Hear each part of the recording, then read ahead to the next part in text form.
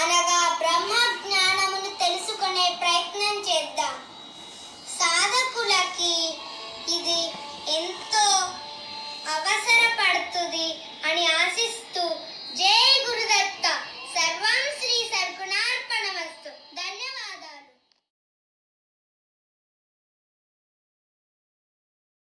జై గురుదేవ. ముందు మనం జన్మ కారణానికి సంబంధించిన మూల హేతువులు గమనించే ప్రయత్నం చేసాం. ప్రధానంగా ఇంతకుముందు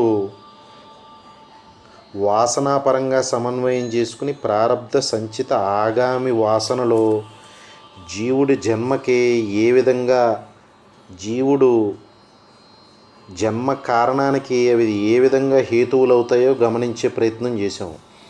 ఒకసారి గుర్తు తెచ్చుకుంటే గత జన్మలో చేసిన కర్మల యొక్క ఫలితాలు ఆ జన్మలో అనుభవించకుండా మిగిలిపోతే అవి ఇప్పటి జన్మలో సుఖదుఖ రూపంలో అనుభవింపజేయటానికి ఉపయోగపడే వాసనలో ప్రారబ్ధ సంబంధ వాసనలని, ఇప్పటి జన్మలో చేసే ఇప్పటి దేహేంద్రియ మనోబుద్ధ్య చిత్తహంకారాల ద్వారా ఇప్పటి కర్మేంద్రియ జ్ఞానేంద్రియ తత్సంబంధ ఇప్పటి తలంపుల ద్వారా చేసే కర్మల యొక్క ఫలితాలను అనుభవింపజేసే సంచిత వాసనలు అనుకుంటే, ఇప్పటి కర్మల యొక్క ఫలితాల సంస్కారం అంటే వాసనలు బీజ రూపంలో ఉండి ముందటి జన్మల పరంపరలను పేనే తాళ్ళుని ఆగామి వాసనలను అనుకున్నాం. ఇంతకుముందు అనుకున్నట్టు ఈ మూడు విభాగాల్ని కర్మపరంగా కూడా సమన్వయం చేసుకోవచ్చు అని అనుకున్నది. ఇప్పుడు తెలుసుకునే ప్రయత్నం చేస్తే ఇంతకుముందు మనం ఆ వాసనాపరంగా ఈ మూడు విభాగాలనే గమనించాము. ఇప్పుడు కర్మపరంగా కనుక గమనించే ప్రయత్నం చేస్తే ప్రారబ్ధ సంబంధ కర్మలని, సంచిత సంబంధ కర్మలని, ఆగామి సంబంధ కర్మలని సమన్వయం చేసుకుంటే గత జన్మల సంబంధించిన సుఖదుఖాలను ఈ జన్మలో అనుభవించాలంటే ఆ జీవుడు ఏదో విధమైన ఆ విడిచిపెట్టేసిన బాణం అంటే అతను అనుభవించవలసిన సుఖం కానీ అతను అనుభవించవలసిన దుఃఖం కానీ నిర్ణయం అయిపోయి ఉంది. ఆ ఫలం నిర్ణయం అయిపోయి ఉంది. కానీ ఆ ఫలం రావాలంటే కర్మ జరగాలి. అవి జీవుడు ఆధీనంలో ఉండవు.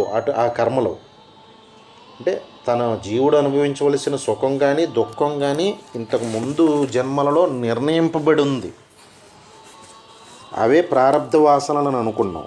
ఆ వాసనలో ఈ జన్మలో జీవుడికి నియంత్రణ లేనటువంటి కర్మలు చేస్తాయన్నమాట. ఆ ప్రారబ్ధ వాసనలో జీవుడు ఎంత నిగ్రహించుకునే ప్రయత్నం చేసినా ఆ కర్మలు చేయకుండా ఉండలేడన్నమాట. అందుకనే మనం కొంతమందిని గమనిస్తే సాధనలోనే ఉన్నామండి, ధర్మం తెలుసండి, కానీ ఈ పనులు చేయకుండా ఉండలేకపోతున్నానండి అని అంటూ ఉంటారన్నమాట. అక్కడ మనం ఎలా సమన్వయం చేసుకోవాలంటే, ఓహో గత జన్మ వాసన సంబంధ కర్మలో చేస్తున్నాడన్నమాట. వీడు వద్దనుకున్నా ఆగలేడు, చేద్దామనుకున్నా ఆగలేడు. ఎందుకంటే ఆ కర్మ జరిగితేనే ఇంతకు ముందే నిర్ణయం అయిపోయి ఉన్నటువంటి సుఖం కానీ దుఃఖం కానీ ఆ జీవుడు అనుభవించడానికి అవకాశం ఉంది. కాబట్టి మన ప్రమేయం లేకుండానే కొన్ని కర్మలు ఈ జన్మలో జరిగిపోతూ ఉంటాయన్నమాట. కొన్ని ఆలోచనలు పుట్టుకొచ్చి వాటి ద్వారా కోరికలు పుట్టుకొచ్చి ఏదో కర్మ జరిగి దాని ద్వారా సుఖం దుఃఖం జీవుడు అనుభవిస్తూ ఉంటాడు.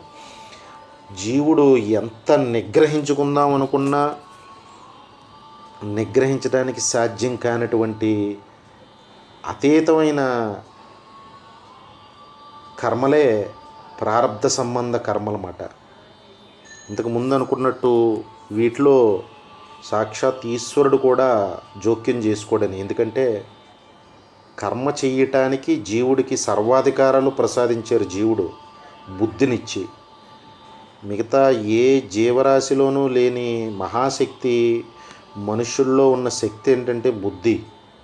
కేవలం ఈశ్వరుడు ప్రసాదించిన బుద్ధి మనుష్యుడికి సొంతం. ఆ బుద్ధి నిర్ణయాత్మక శక్తి అని అనుకున్నాం మనం. అహంకారం యొక్క మరొక వ్యక్తీకరణే బుద్ధి. అది నిర్ణయాత్మక శక్తి. ఆ నిర్ణయాత్మక శక్తినిచ్చి ఈశ్వరుడు జీవుడికి సర్వాధికారాలు ఇచ్చారు. నువ్వు ఏమి చేద్దాం అనుకుంటే అది చెయ్యి. ఏం చేద్దాం అనుకుంటున్నావు నువ్వే నిర్ణయం చెయ్యి బుద్ధిని ఉపయోగించని. ఎక్కడ ఈశ్వరుడు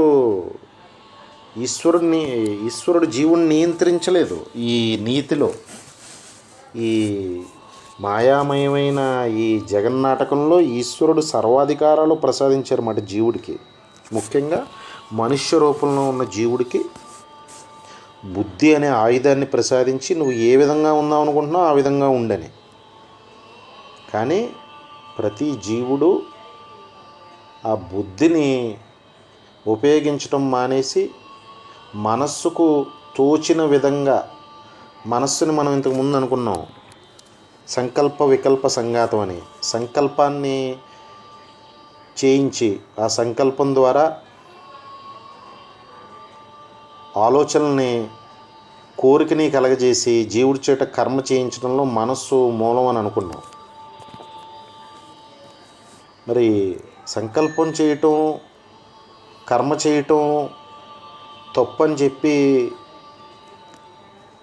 గీతాసారం కానీ మహాత్ముల బోధసారం కానీ వేదసారం కానీ చెప్పదు. కర్మ చేయవలసిందే ప్రతి జీవుడు. కానీ ఎటువంటి కర్మలు చేయాలి అది బుద్ధిని ఉపయోగిస్తే ప్రతి జీవుడికి అర్థమయ్యే విషయం అన్నమాట. సద్బుద్ధితో సత్సంకల్పం చేసి సత్కర్మాచరణ చేయమని చెప్తుందన్నమాట సాధనా సారం, మహాత్ముల బోధ సారం. మనసుకు వచ్చిన ఆలోచన ప్రతీదీ చేసుకుంటూ పోతే ఆ జీవుడు జన్మ పరంపరలో కొట్టుకుపోవాల్సిందే. కానీ బుద్ధి అనే ఆయుధాన్ని యుక్తాయుక్త విచక్షణ నిర్ణయాత్మక శక్తి అనే అమ్మవారు ప్రసాదించినట్టు బుద్ధి అనే ఆయుధాన్ని కనుక ఉపయోగించినట్లయితే ఆ జీవుడు తప్పనిసరిగా తరించటం తథ్యం. అదే గాయత్రి మంత్రం యొక్క సారం. అమ్మవారిని గాయత్రి మంత్రంలో ప్రార్థించేది బుద్ధిని వికసింపచేయి తల్లి అని. ఎవరి బుద్ధి అయితే అమ్మ కృప వలన, సద్గురువు కృప వలన వికసిస్తుందో వారు సాధనలో మైలురాళ్ళన్నిటిని దాటి చిత్తశుద్ధిని పొంది అంతిమ మైలురాయి అయినటువంటి ఆత్మజ్ఞానాన్ని పొందడంలో ఏ విధమైన అనుమానం ఉండదు. బుద్ధి వికాసం అత్యంత ఆవశ్యకం సాధకులకి. అంటే మరి బుద్ధి అనే ఆయుధం నిర్ణయాత్మక శక్తి ఉన్నా ఆపలేని కర్మలు ఏంటంటే అవి ప్రారబ్ధ వాసనా సంబంధ ప్రేరేపితమైన కర్మలన్నమాట. అవి తప్పించుకోవడానికి అవకాశం లేదు. నిర్ణయింపబడినట్టు సుఖదుఖాలు అనుకున్నాం మనం. వాటిని జీవుడు ఇక్కడ అనుభవించాలంటే ఆ కర్మ జీవుడితోటి అత్యంత బలీయమైనటువంటి ప్రారబ్ధ వాసన చేయించి తన ప్రమేయం లేకుండానే కర్మ జరిగిపోయి సుఖాన్ని దుఃఖాన్ని అనుభవిస్తూ ఉంటాడన్నమాట జీవుడు. అవి ప్రారబ్ధ కర్మలని సమన్వయం చేసుకోవాల్సి ఉంటుందన్నమాట. మరి సంచిత కర్మలు అంటే ఏంటంటే ఈ కర్మేంద్రియాలు జ్ఞానేంద్రియాల ద్వారా ప్రేరేపితమైనటువంటి ఇప్పటి ఈ జన్మలో వర్తమానంలో వచ్చిన తలంపులు, సంకల్పాల ద్వారా జరిగినటువంటి కర్మలని సంచిత కర్మలు అని సమన్వయం చేసుకోవాల్సి ఉంటుందన్నమాట. అంటే చిన్నగా చెప్పుకునే ప్రయత్నం చేస్తే కంటితో ఏదో చూసాం ఒక వస్తువుని, అరే ఇది నాకు వస్తే బాగుంటుంది అని ఒక తలంపు కలిగింది, అంటే ఆలోచన కలిగింది. ఎప్పుడైతే ఒక వస్తువును చూడగానే ఒక ఆలోచన కలిగి ఆ ఆలోచన ద్వారా ఆ జీవుడు కర్మను చేస్తాడనమాట ఆ వస్తువును పొందటానికి. ఆ కర్మ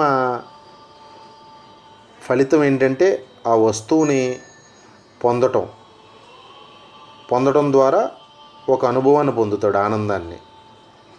కర్మ చేసినా ఆ వస్తువు పొందలేకపోవచ్చు, దాని ద్వారా కూడా అనుభవం పొందుతాడు. పొందితే సుఖానుభవం, పొందలేకపోతే దుఃఖానుభవం.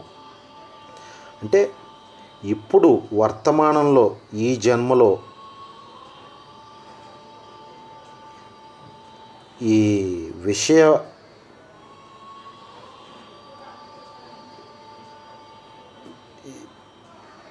శబ్దస్పర్శ రూపరసగంధాలు అనేటువంటి పంచతన్మాత్రలు, అంటే జ్ఞానేంద్రియాల ద్వారా ప్రేరేపితమైనటువంటి ప్రస్తుత తలంపులకు సంబంధించిన కర్మలు ఏవైతే ఉన్నాయో వాటిని సంచిత కర్మలని చెప్పుకోవాల్సి ఉంటుందన్నమాట. అంటే అందుకనే సాధకులకి ఇంద్రియ నిగ్రహం అత్యంత ఆవశ్యకమని ఎందుకు చెప్తారంటే, ఈ కర్మేంద్రియాలని జ్ఞానేంద్రియాలని నిగ్రహించమని ప్రయత్నపూర్వకంగా సాధకులకి ఎన్నో విధాలైన సాధనా మార్గాల్ని ఎందుకు బోధించారంటే, కర్మ భక్తి ధ్యాన మార్గాల్లో ప్రయత్నపూర్వకంగా ఈ ఇంద్రియాలని నిగ్రహించకపోతే ఇవి నూతన తలంపుల్ని తీసుకొచ్చి ఆ తలంపుల ద్వారా కొత్త కర్మలు చేయించి ఆ కర్మల ద్వారా మళ్ళీ కొత్త అనుభవాన్ని జీవుడికి చేకూర్చి ఆ అనుభవం ద్వారా మళ్ళీ కొత్త వాసనల్ని బీజ రూపంలో జీవుడి చిత్తంలో పెట్టి జన్మలకు తీసుకొచ్చేయటానికి ప్రమాదం అవుతున్నాయని చెప్పి సంచిత కర్మని చాలా జాగ్రత్తగా చేయాలని చెప్తారన్నమాట సాధనలో. అంటే ఇప్పటి ఈ జన్మలో జ్ఞానేంద్రియాల ద్వారా ప్రేరేపితమైనటువంటి కర్మల విషయాలనే సంచిత కర్మలని చెప్తారన్నమాట. వీటిని సాధన ద్వారా, ఇంద్రియ నిగ్రహం ద్వారా సాధకుడు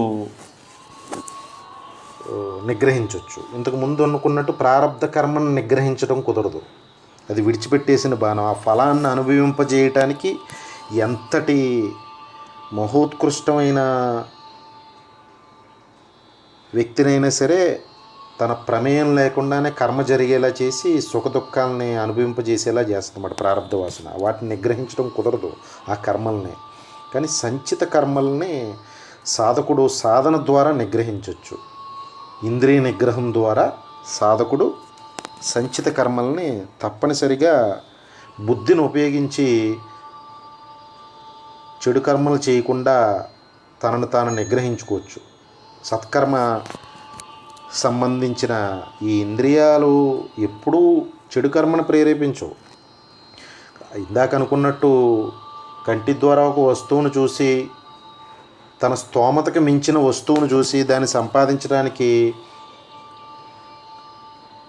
ఒక కోరిక పుట్టిన జీవుడు జీవితం అంతా దాన్ని సంపాదించే క్రమంలో దేహం పాడు చేసుకుని, మనసును పాడు చేసుకుని సర్వనాశనం అయిపోతూ ఉంటాడు. అదే ఇంకొక ఉదాహరణ తీసుకుంటే, కంటి ద్వారా తన స్తోమతకి మించిన వస్తువును చూసి దాన్ని పొందడానికి పాడైపోయిన జీవుడు ఒకడైతే, ఇంకొక జీవుడు కంటి ద్వారా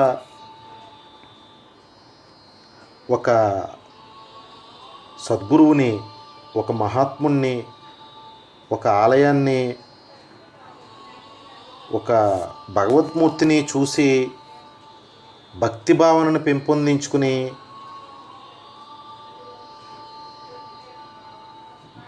ఆ సాధనని ముందుకు తీసుకెళ్ళిపోవటానికి కూడా అవకాశం ఉంటుంది. అంటే దీపం వెలుగులో ఒకడు పేకాట ఆడుకుంటూ ఉంటాడో, ఒకడు విద్యాభ్యాసం కూడా చేస్తూ ఉంటాడు. దీపానికి ఏ ప్రమేయం ఉండదు. ఆ జీవుడు ఏ విధమైన సంకల్పం చేశాడు అన్నదే ఇక్కడ ప్రధానం. అంటే సద్బుద్ధితో సత్సంకల్పం చేయాలి. బుద్ధిని వాడకుండా సంకల్పం ఏమి చేస్తున్నానో అనేది కూడా ఆలోచించకుండా మనసుకు వచ్చిన ఆలోచనలన్నిటినీ అమలు చేసేసే ప్రయత్నం చేస్తే జీవుడు పాడైపోతాడనమాట. అంటే ఏంటంటే ఇక్కడ మనం అనుకుంటున్నది సంచిత కర్మనే జీవుడు జాగ్రత్తగా చేయటానికి అవకాశం ఉంటుంది సాధనలో ఉన్న సాధకుడికి. ప్రారంధ కర్మని నిగ్రహించడం కుదరదు, సంచిత కర్మని తప్పనిసరిగా నిగ్రహించవచ్చు. సద్బుద్ధితో సత్సంకల్పం చేసి సత్కర్మలు చేయొచ్చు అన్నమాట. అది చిత్తశుద్ధికి కారణమవుతాయి. కానీ ఇందాక అనుకున్న ఉదాహరణలో స్తోమతకి మించి తాను చూసిన వస్తువుని పొందాలనుకునే ప్రయత్నం చేయటంలో జీవుడు ఎన్నో విధాలుగా పాడైపోతాడు. అదే కళ్ళు భగవద్మూర్తిని, సత్పురుషుడిని, మహాత్ముల్ని చూపించి జీవుడిని తరింపజేసేలా చేస్తున్నాయి. అంటే ఇంద్రియ నిగ్రహం అనే విషయాన్ని సాధకుడికి ఎందుకు చెప్పారంటే సత్సంకల్పాలు చేయటానికి అధికారం ఉంది బుద్ధిని ఉపయోగించి. కానీ బుద్ధిని వాడకుండా మనసుకు తోచిన విషయాలన్నీ జీవుడు చేసేయడానికి ప్రమాదం ఉంది. కాబట్టి ఈ శబ్దస్పర్శ రూపరసగంధాలనే విషయవాసనలో జ్ఞానేంద్రియాలు ముందు ఆలోచనల్ని పురుకొల్పటానికి కారణం జ్ఞానేంద్రియాలు. కళ్ళు ఎలాగైతే ముందు వస్తువును చూపిస్తాయో, చెవులు వినిపిస్తాయో, చర్మం స్పర్శించేలా చేస్తుందో, అలాగే జ్ఞానేంద్రియాలు ప్రధానమైన మూల కారణం ఆలోచన రావటానికి. చూచిన తర్వాతే కదా వాడికి వస్తువుని పొందాలనే కోరిక కలిగింది. అందుకని ఇంద్రియ నిగ్రహం అక్కడ అవసరం అవుతుంది అన్నమాట. జ్ఞానేంద్రియాలని, శబ్దస్పర్శ రూపరసగంధాలని నియంత్రించడానికి సాధన చేయవలసి ఉంటుంది అన్నమాట. దాన్ని ఇంద్రియ నిగ్రహణ గురించి జీవుడు సాధన చేయాలని చెప్తారన్నమాట ముందు. అప్పుడు కొత్త కోరికలు ఈ జన్మలో, కొత్త ఆలోచనలు అంటే కొత్త కోరికలు రాకుండా ఉండటానికి అవకాశం కలుగుతుంది జీవుడికి. ఇప్పటి జ్ఞానేంద్రియాల ద్వారా పురికొల్పబడినటువంటి ఆలోచనలు, కర్మలు ఏదైతే ఉన్నాయో వాటిని సంచిత కర్మలు అంటారన్నమాట. ముందుకు వెళ్తే ఆగామి కర్మ. ఇంతకు ముందు అనుకున్నట్టు ఈ జన్మలో జ్ఞానేంద్రియాల ద్వారా పురికొల్పబడిన ఆలోచనల ద్వారా చేసిన కర్మలు ఏదైతే ఉన్నాయో అవి జీవుడికి ఒక అనుభవాన్ని చేకూర్చి పెడతాయి. అవి మళ్ళీ ఆ అనుభవం సంస్కార రూపంలో, వాసన రూపంలో చిత్తంలో జాగ్రత్త పరచబడతాయి అన్నమాట. అవే ముందు జన్మలకి జీవుడిని మళ్ళీ మళ్ళీ తీసుకొచ్చేయడానికి కారణం.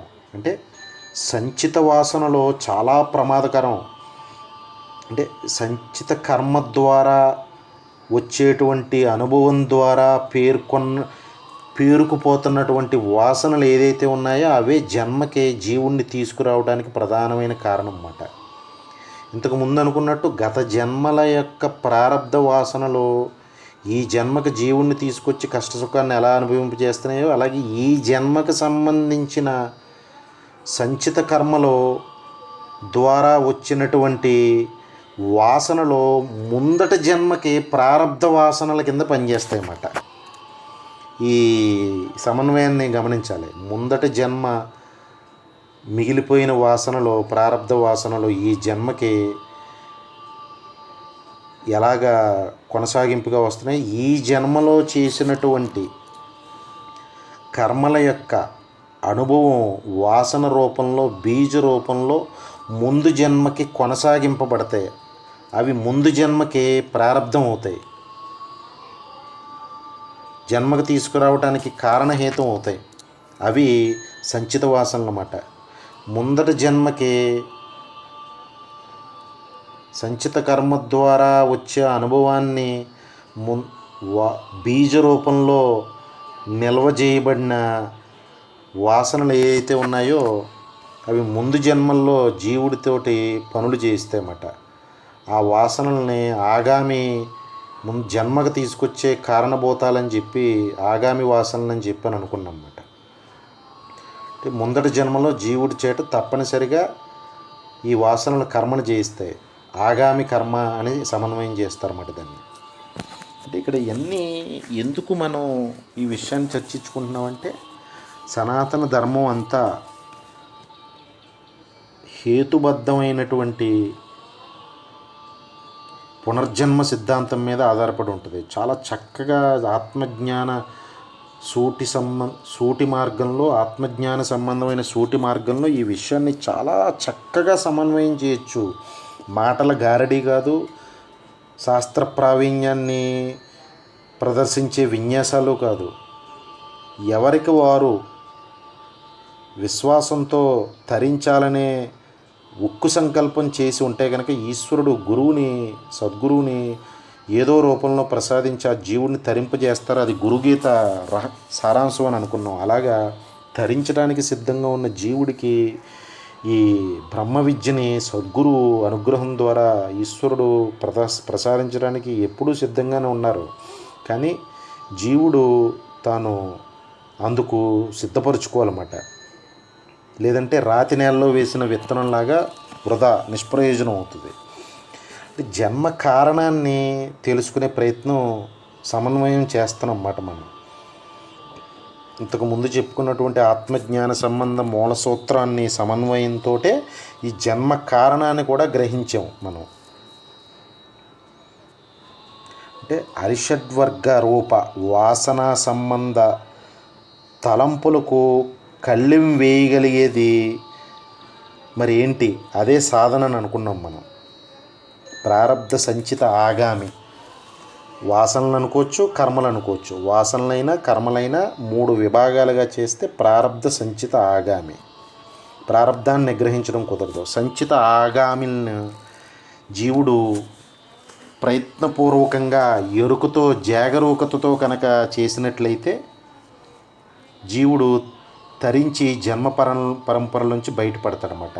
ఈ సంచిత ఆగామి సంబంధ వాసనలు తత్సంబంధ కర్మల్ని ఎరుకతో చేయడానికే సాధన అంతా. అరిషడ్వర్గ రూప వాసనలు ఏవైతే ఉన్నాయో వాటిల్ని కళ్ళెం వేయటానికే ఈ సాధన అంతా. సత్య ధర్మ శాంతి ప్రేమ అహింసలు అనే సద్గుణాలని ఆధారం చేసుకుని జీవుడు సాధన కనుక కొనసాగించినట్లయితే అంటే సద్బుద్ధితో సత్సంకల్పం చేయటం మూల రహస్యం అన్నమాట సాధకుడికి. కర్మలని వదిలిపెట్టడం ఎవరికీ కుదరదు దేహం ఉన్నంతసేపు. మహాత్ములైన సాక్షాత్తు భగవంతుడే పూర్ణావతారం కింద భూమి మీద దేహం ధరించి నడియాడిన స్పష్టంగా గమనించవచ్చు. కర్మలు చేస్తూనే ఉంటారు, ఏదో కర్మ. అవి లోక కళ్యాణ కారకంగా ఉంటాయన్నమాట. సద్బుద్ధితో సత్సంకల్పం చేస్తారు మహాత్ములు. అహంకార సంబంధమైన కర్మలు ఉండవు వాళ్ళ దగ్గర. సద్బుద్ధితో సత్సంకల్పం చేసి ఆత్మస్థితిలో ఉండి ఎరుకలో ఉండి కర్మలు నిర్వర్తిస్తూ ఉంటారన్నమాట. మరి సాధకులకి ఏంటంటే మార్గం ఈ సద్బుద్ధితో సత్సంకల్పం చేసే క్రమంలో సత్య ధర్మ శాంతి ప్రేమ అహింసలనే ఆయుధాలని కనుక చేపట్టినట్టయితే సత్వగుణ సంబంధ ఆయుధాలని ఆ జీవుడు ఈ సంచిత ఆగామి సంబంధ వాసనలో కర్మల్ని జాగ్రత్తతో ఎరుకుతో చేయటానికి అవకాశం ఉంటుంది. అంటే కాస్త ముందుకు వెళ్తే ఎలా చెప్పుకోవాల్సి ఉంటుందంటే మనస్సు మదగజం వంటిది అని గ్రహించవలసి ఉంటుంది అన్నమాట. మదగజమే.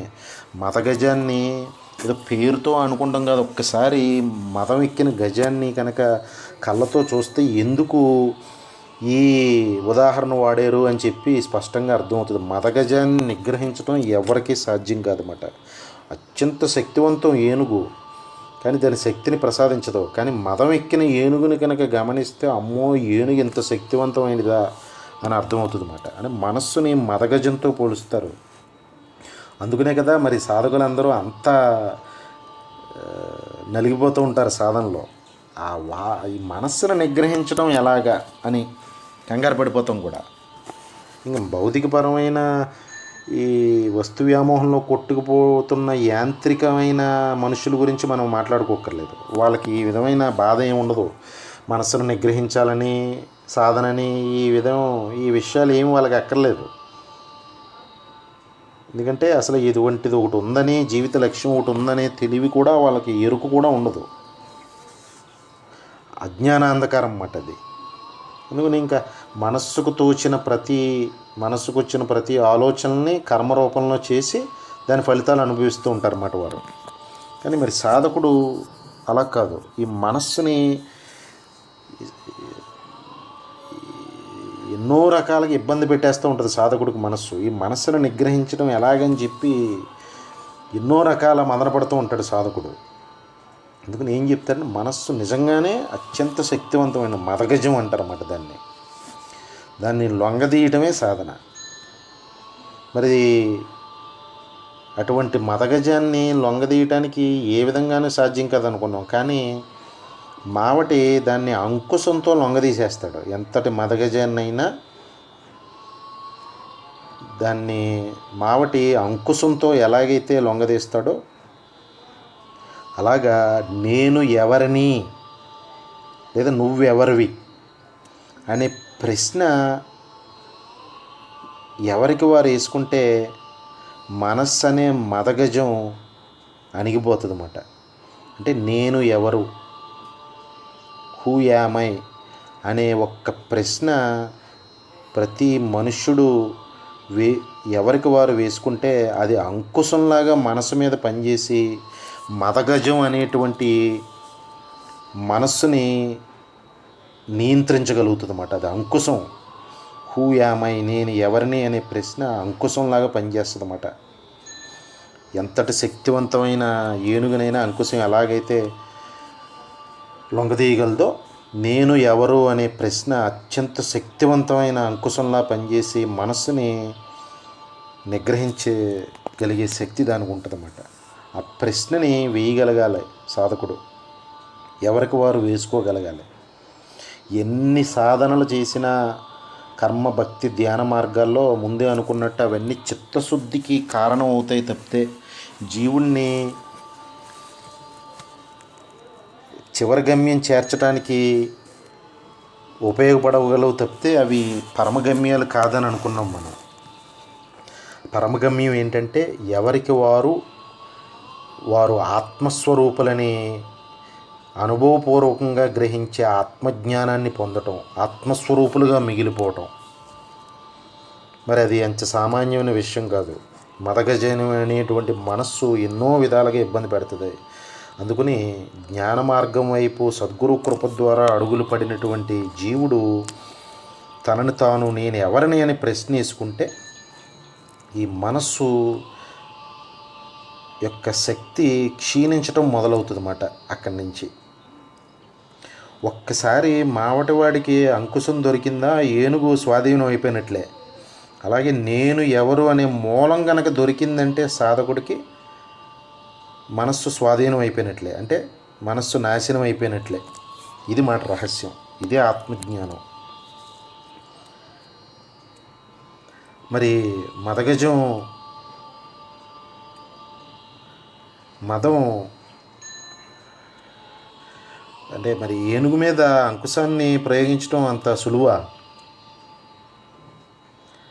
అంటే అది ఎంత సామాన్యమైన విషయం కాదు. అంకుశం ద్వారా ఏనుగు నిగ్రహింపబడుతుంది, కానీ దాని మీద అంకుశం ప్రయోగించడంలో కొన్ని కష్టాలు ఉంటాయి. అలాగే అందుకనే సాధన ద్వారా ముందు మనస్సు మీద నేను ఎవరనే అంకుశాన్ని ప్రయోగించే ముందు జీవుడు సాధన ద్వారా మనస్సుని మెల్లిగా నిగ్రహించే ప్రయత్నం చేయాలి. చిత్తశుద్ధిని పెంపొందించుకోవాలన్నమాట. మనస్సు ఈ సాధనల ద్వారా, కర్మ, భక్తి, ధ్యాన మార్గాల్లో ఉన్న వివిధ సాధనాల ద్వారా చిత్తశుద్ధిని పెంపొందించుకునే మార్గంలో మెల్లిమెల్లిగా స్వాధీనం అవుతున్న దశలో ఆ మనసు మీద నేనెవరనే అంకుశం ప్రయోగిస్తారన్నమాట సద్గురువు. నువ్వెవరవో తెలుసుకొని అప్పటికి జీవుడు చిత్తశుద్ధిని పొంది సారవంతమైన భూమిలో విత్తనం ఎలాగైతే మొలకెత్తుతుందో ఆ సారవంతమైన స్థితిలో ఉంటాడన్నమాట జీవుడు. అప్పుడు సద్గురువు అనుగ్రహం కలిగి నేను ఎవరు అనే అంకుశాన్ని సద్గురువు సాధకుడి మీద ప్రయోగిస్తారన్నమాట. అప్పుడు మనస్సు నాశనం అవుతుంది. అంటే మనస్సు మదగజం వంటిది, దాన్ని ఎదిరించగలిగేది, దాన్ని అణచగలిగేది అంకుశం అని ఇంతకుముందు అనుకున్నాం. అదొక రకమైన ఉపమానంలో. ఇంకొక ఉపమానం చెప్పుకుంటే ఎంతటి మదగజమైనా సింహగర్జనకి అడ్డిలిపోతుంది అన్నమాట. ఇంతకుముందు కూడా అనుకున్నాం మనం. సింహగర్జన ద్వారా ఎంతటి మదగజమైనా అడిలిపోతుంది అన్నమాట. అలాగే మనస్సు అనే మదగజానికి సింహగర్జన ఎలాగైతే నియంత్రణ తీసుకొస్తుందో, సద్గురువు యొక్క కృప, సద్గురువు యొక్క బోధ సాధకుడి యొక్క మనస్సుని నిగ్రహించటంలో, దాన్ని నాశనం చేయటంలో సద్గురువు బోధ సింహగర్జనలా ఉపయోగపడుతుంది అన్నమాట. అందుకనే సద్గురువు సాక్షాత్ బ్రహ్మ విష్ణు మహేశ్వరుల స్వరూపం అని చెప్తారు. సింహగర్జన మాట గురుబోధ.